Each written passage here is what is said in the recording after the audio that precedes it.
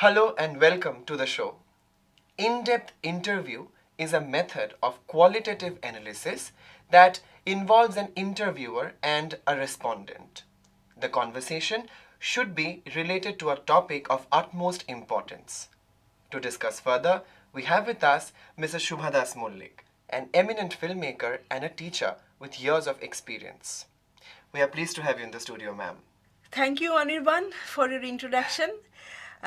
Today, as Anirban said, we shall talk about in-depth interview, which is absolutely a part and parcel of any social science research. You can't think of social science research without conducting n number of interviews. Let's put it this way. Okay. The question is, what is an in-depth interview and whom do you interview? Now, in-depth interview is basically, as the name suggests, a one-to-one interaction with a particular respondent, willing respondent, of course, with whom you engage in a conversation. And the purpose is to get out of his mind, get what you want out of the maze of his mind. So the interviewer has to have the skill to ask the right questions, pull the right triggers so that the interviewee gives the right kind of response. All right. So, conducted usually on a one-to-one basis, an in-depth interview is designed to reveal the underlying motives of the interviewee's attitude, behavior, and perception. Now, the question is, whom do we choose for an in-depth interview? Broadly speaking, we zero in on two categories of people. Number one, those who have an expertise to share.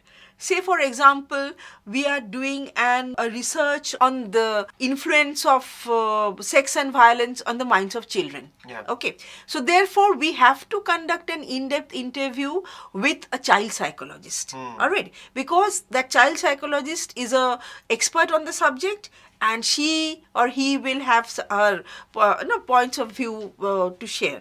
Okay. So, we need to do an in-depth interview with an expert. All right. So that is one category of people who have a certain expertise in one particular domain.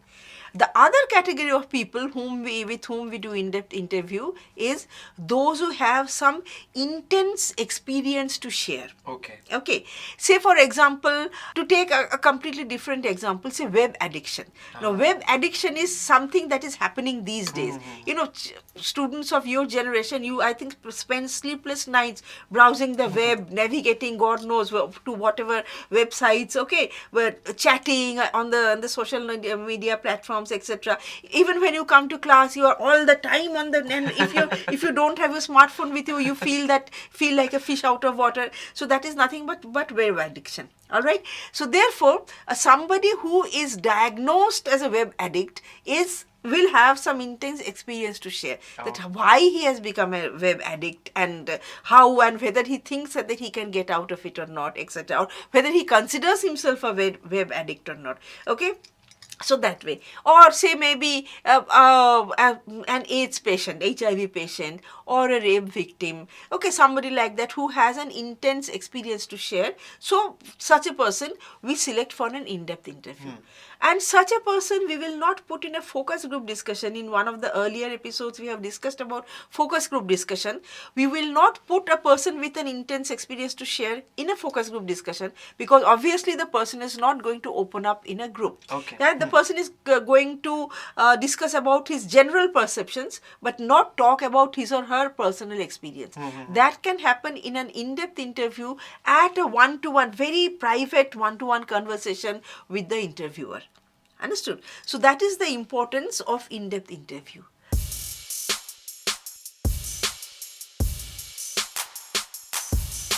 How do you be a good interviewer? In order to carry out a successful in-depth interview, you have to be a good interviewer. And the key to being a good interviewer is be a good listener. Okay, so you have to be a good listener. Now, what do you mean when I say that you have to be a good listener? What does it mean? It means that you have to be patient, you have to have empathy towards the person who is sitting in front of you, you have to do some background research on that particular person, okay, and you have to be interested in what the person is saying.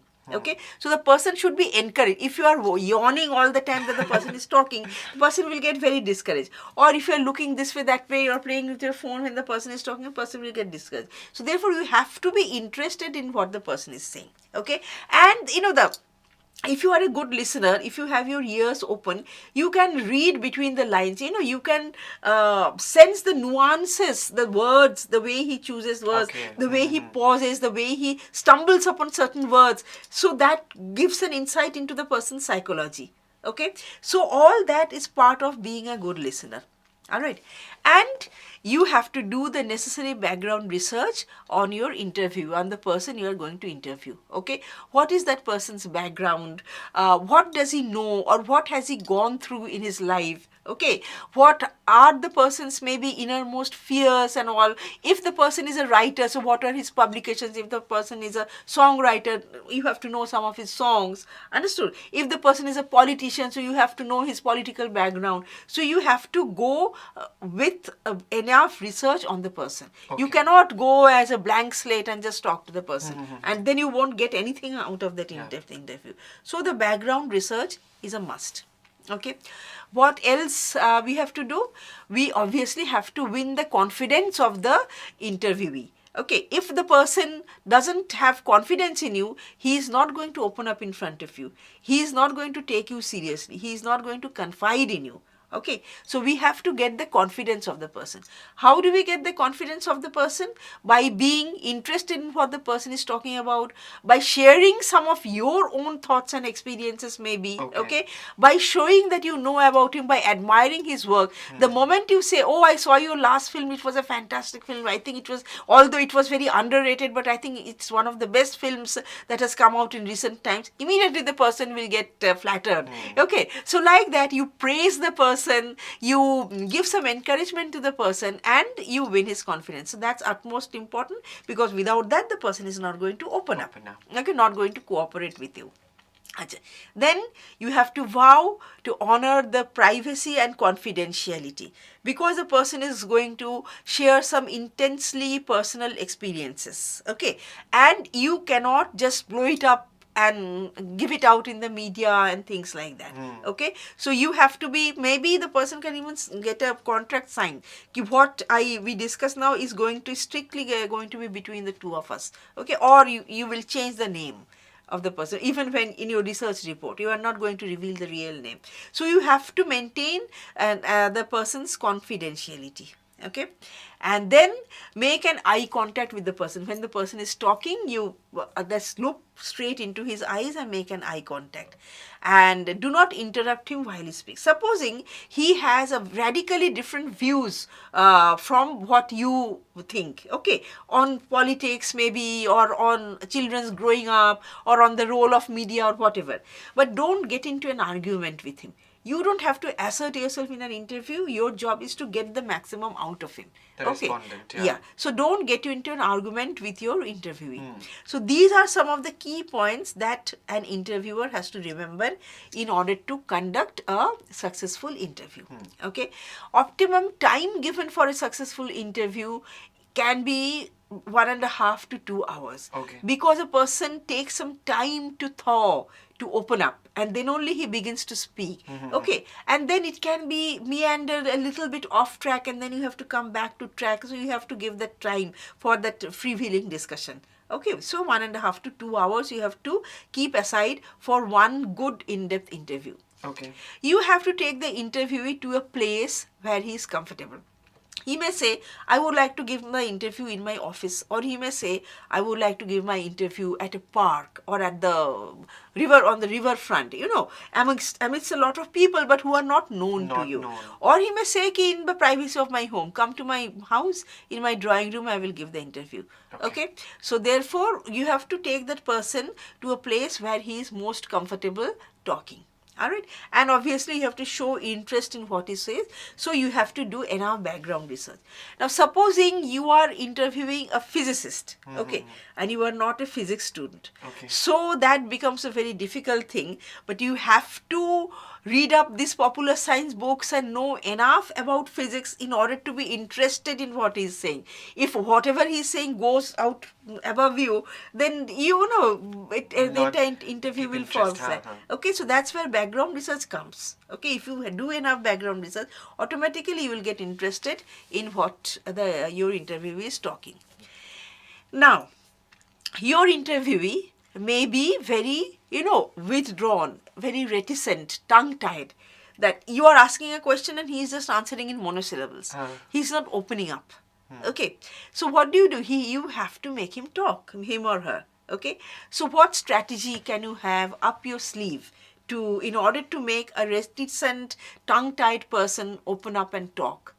Think of some strategies to make For it talk. a short span of time, we digress to his personal life, maybe. Okay. Talk about something that is more comfortable, Okay. that gives a more common ground, Okay. that initiates him to speak up and opine. Okay. And maybe then we can get back to the... Okay, so that means you have to do enough research on the person, that whether the person likes playing piano or whether the person likes gardening. Okay. So if the person likes gardening, let's say a little bit about the plants available in the market and how to take care, how to grow big roses in the garden and something like that. You say, okay, so that is his passion, so he is bound to open up. Okay.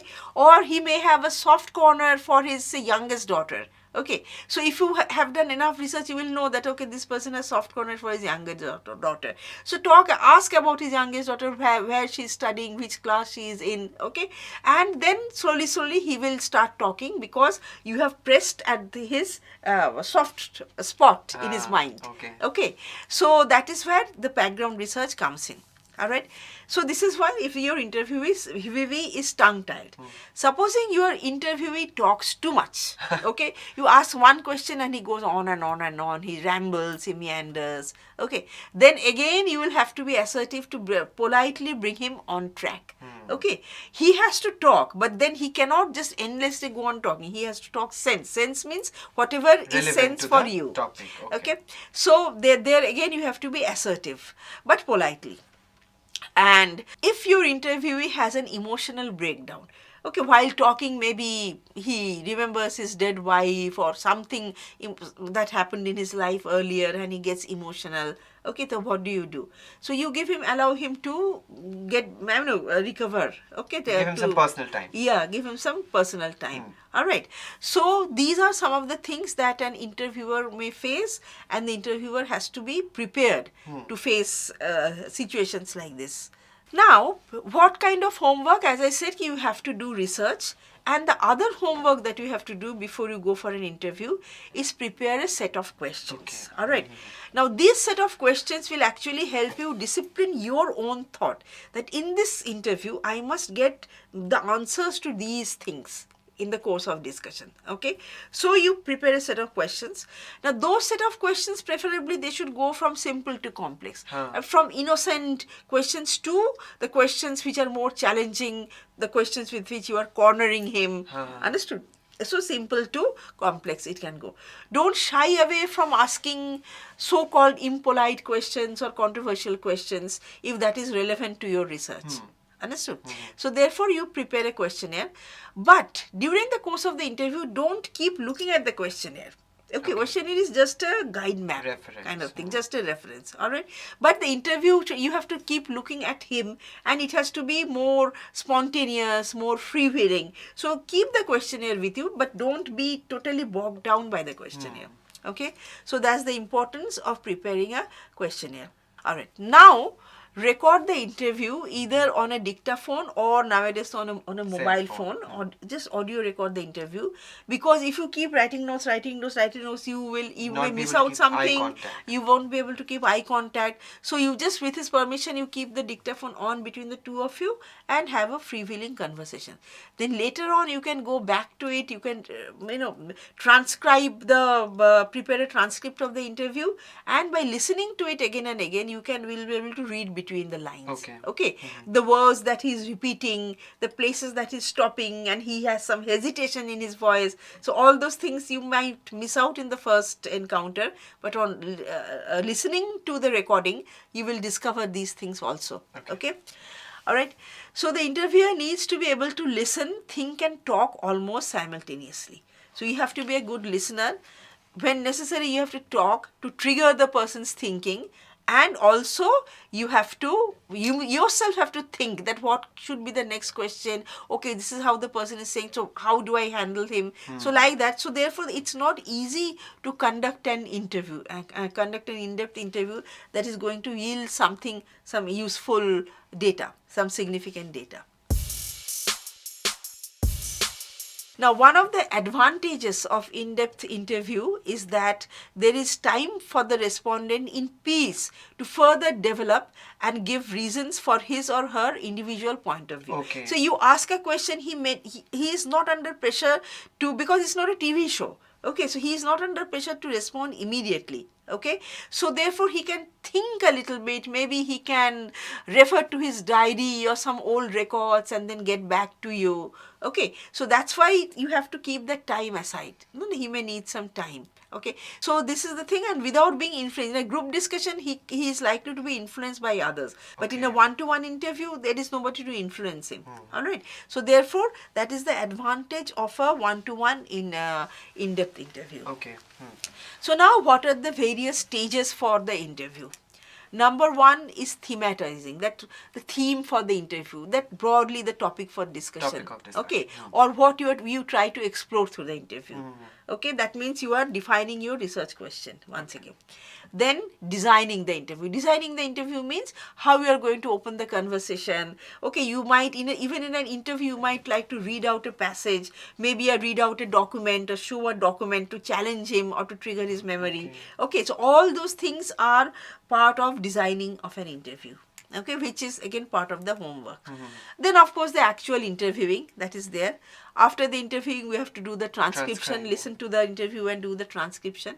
Then you sit and analyze it.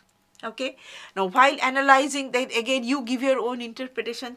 A person with such and such background thinks like this, which means that something about web addiction or something about attention span of children or whatever. So you come to your own inferences, come to your own conclusion based on what he is saying. Okay, then sometimes you have to verify the data, particularly if he is an old person and speaking from memory, that whatever he is quoting, you have to go and cross check and verify the data. You have to verify okay, history, to give validity to your research, you have to do that. And then after that you have to write a report that at the basis of this interview, these are the findings. So you write a report. The report may not be based on just one interview. It may be based on a series of interviews that you have conducted. Okay, the report, obviously for each interview you don't have to write a report. Each interview you have to analyze separately, but the report will come after you have conducted a series of interviews on that particular research question, around that your research question. Okay, so these are the various stages. So an in-depth interview typically varies between 1.5 and 2 hours. That's what we said. Now, in conclusion, what I would like to say is interviewing should be an essential part of the entire field research process. Okay, it is often done in conjunction with other methods, particularly participant observation and immersion. Now, participant observation is something which we will take up in one of the later episodes.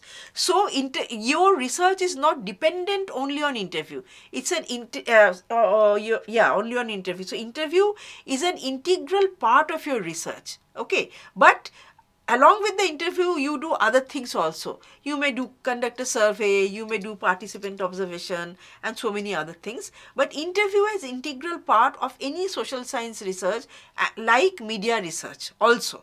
Okay, so that's all I have to say, and if there is some time, then I would like to ask you some questions about, say for example, this is a small exercise that we can do. That suppose you have to conduct an in-depth interview of a person who has just retired and who has been a journalist for at least 30 years of his career. Okay, political journalist. Okay, who has covered the political beat. All right. Okay. So you want to understand how the person's bias, personal background plays a role in his reporting. Okay. So therefore, supposing that is your research question, Okay. that how objective or how unbiased can political reporting be? Okay, that's what you are exploring through an in-depth interview. Okay. So tell me three questions that you would like to ask him. Of course, you will ask him more than three questions, but tell me three questions that you would like to ask this senior journalist.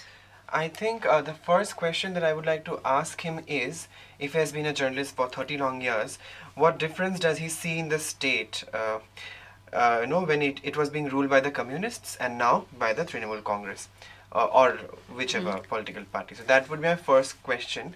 That would give me a sense of his bias, in the sense which is the political party he's more lenient to. The second I would ask him is about the contemporary political journalists, the way they conduct their work, and obviously I would ask him about his preferences in the new lot. The third I would ask him about I would like to know from him is that where does he see these new scams that have come up? I mean, everybody is doing their own research. So the where does he see the root? I mean, where has all this grounded from? So that would also give me a sense of what he supports, whom he supports, and what are his ideologies as a journalist, how unbiased he is. If he is more opinionated, I would gather that he's not that unbiased. But if he gives me factual data and puts arguments, maybe that would give me a sense of he's being Yeah, okay. neutral. So you are saying that your first question would be his opinion on the current government vis-a-vis the previous government. government. Now, I would suggest that this is too broad a question. Okay. You should actually, the first question should be, as I said, the first question should be comparatively simpler. Okay. So suppose I can suggest that maybe he's a journalist, so he has written so many pieces. So as part of your homework, you have to know more about him, his work, and so on. So maybe you bring out one of his recent pieces, one of his later pieces, which came out in the Telegraph or whatever magazine, and you just read out a para or just read out the headline, okay, and ask a very specific pointed question on that. Okay. Okay, so that will give him, oh, so this person has read my piece, wow. Okay, That will okay, make him okay, feel yes, good, yeah. okay, feel good, and he will, because you are asking about his writing, he will have a lot to say. Okay. Understood? So I think that is a better way to enter his mind, make him feel good by quoting his writing, and you are not Absolutely. challenging, you are just wanting to know more. Okay, so he will be only too happy to share with you. Okay, and that's how he will open up, and once he opens up, then you can ask him all kinds of questions. Okay, so these are some of the little tricks that an interviewer has to remember. But doing a homework on the interviewee is an absolute must. Please remember that. So after this insightful lecture, our takeaway, we have a number of takeaways to refer to. And I would like ma'am to give us a last moment conclusion or a summary, so that, audiences can have a good takeaway from this lecture. yeah. So my conclusion would be that, rather summing up of today's lecture would be that interview is an inescapable component of any social science research. Like media research is also a social science research. Okay, so therefore all researchers have to be well equipped to conduct good one-to-one interviews, and if you ask a good question, then you get a good response. So as an interviewer, your challenge is to ask the right question to trigger the right kind of response from your interviewee, so that you can read into the mind of your interviewee and get whatever you want, get the data material for your research. So that's all I would like to say. So that was all. Thank you.